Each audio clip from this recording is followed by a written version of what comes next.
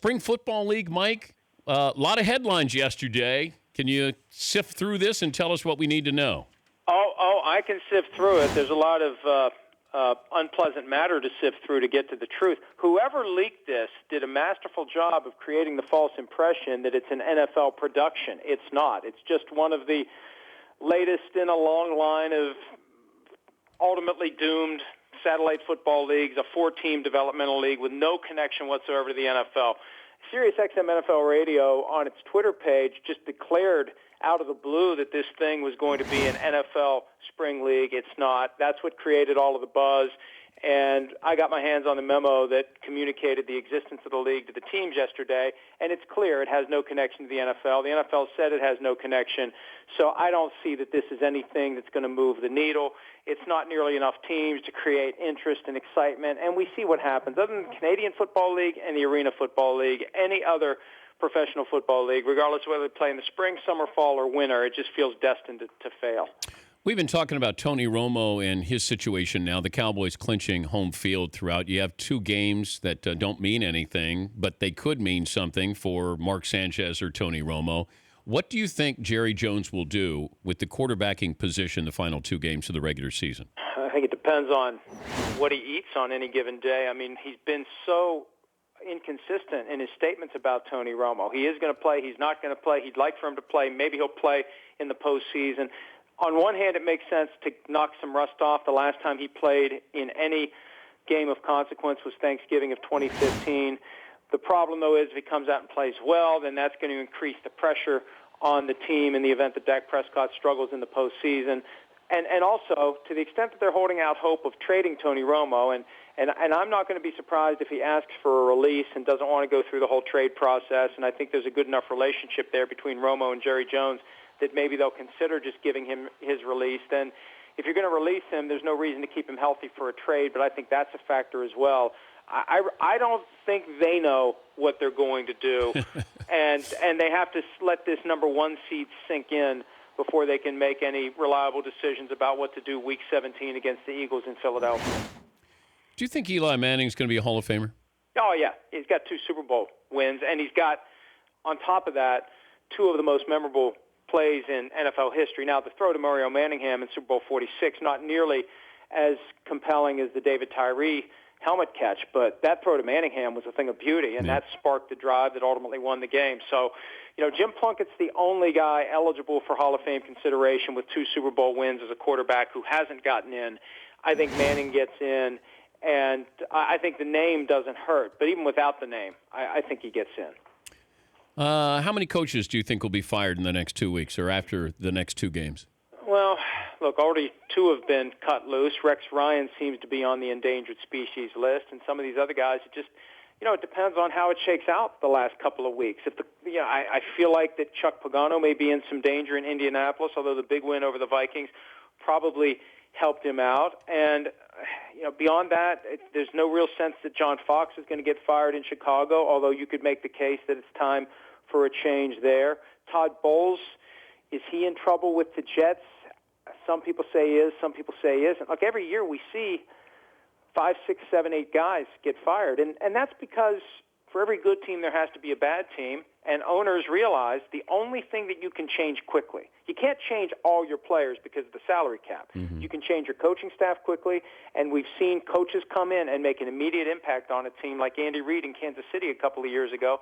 That becomes very attractive for some of these owners who think that the time has come to make a change. Even though continuity, Dan, is the key to developing a long-term successful franchise, too many owners get into that temptation for a quick fix, and then they'll have the continuity. If they'll make the quick fix and they'll stick with that guy indefinitely. I feel like some of these owners are just destined to continue repeating the same mistakes over and over again. It's Mike Florio, ProFootballTalk.com. The Rams' time frame for a coach is what? I think that they are going to be willing to make a move when they find the guy that they think is the right guy, and I don't think they're going to wait for someone to become available later in the postseason run. I think they may make the move once they settle on a guy, and if there's another guy out there that either haven't interviewed yet or they haven't had a chance to really think about, they can't hire because his team's still alive. That's where that rule is going to hurt somebody who otherwise may have been a candidate for this job. So right now they're still getting their ducks in a row, and they plan to be very inclusive and leave no stone unturned. I'm sure they have an idea of who they want at the top of the list, but you know, this is L.A. They have to create the impression that they got their first choice. Yes. So you better be darn sure the guy's going to say yes before you make him an offer, and that's part of this overall search and vetting process. You find a guy that you like, and you make sure the guy wants you, and you get it all worked out, and then voila, you got your first choice. But I think what happens is the media does a disservice to the Rams by throwing Jim Harbaugh's name or Jon Gruden out there without any verification here from the Rams' perspective. It's just like the USC job. There were so many big names attached to it, and then all of a sudden you go Clay Helton, and people go, wait, who? And that might be the case with the Rams, where you're not getting a recognizable name or somebody you think is transcendent. It might be an offensive coordinator right now, and then people are going to look at that and say, what's wrong with this job, or why didn't you get the guy that you wanted, when maybe the Rams are going to get the guy that they want.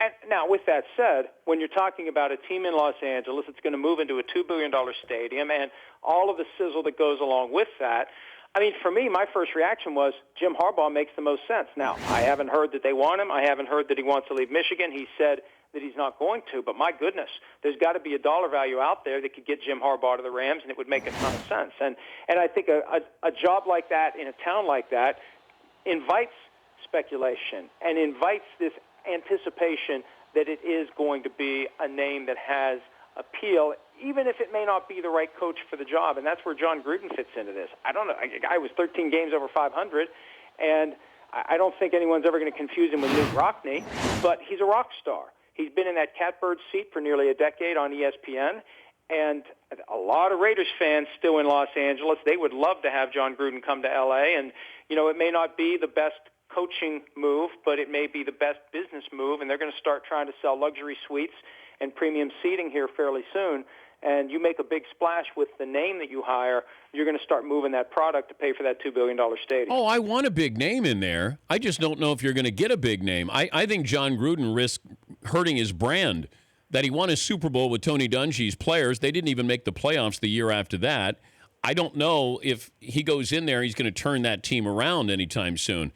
Oh, I agree with you completely. I agree with you completely on that. And then you have your excuses built in ahead of time, that Jared Goff wasn't any good, that he wasn't left any talent, and et cetera, et cetera. And it all comes down to whether or not he really is ready to get back into coaching. Does he have that itch? Is he going to indefinitely work a job that doesn't have the same level of adrenaline that coaching does? But you're right, he does put his legacy at risk, because there are people who I think view Jon Gruden as a better coach than maybe he really was. And the one thing that still resonates with me, when he was fired by the Buccaneers, Simeon Rice came out and said some very negative things about Jon Gruden, and there wasn't anybody who played for him that took up for him, and that really surprised me, and that would be a concern I would have if he becomes a coach again. How much loyalty will he have from his players?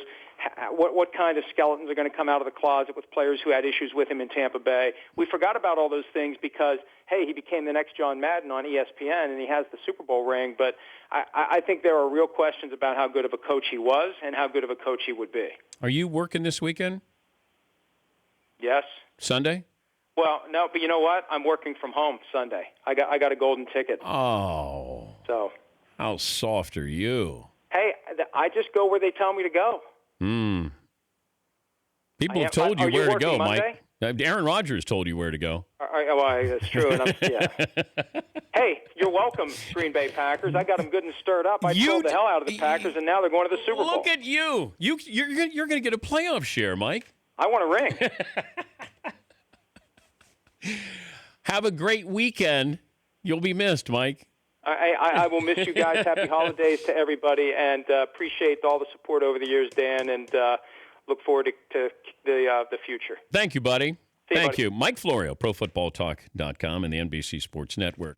The Dan Patrick Show, weekday mornings on Audience.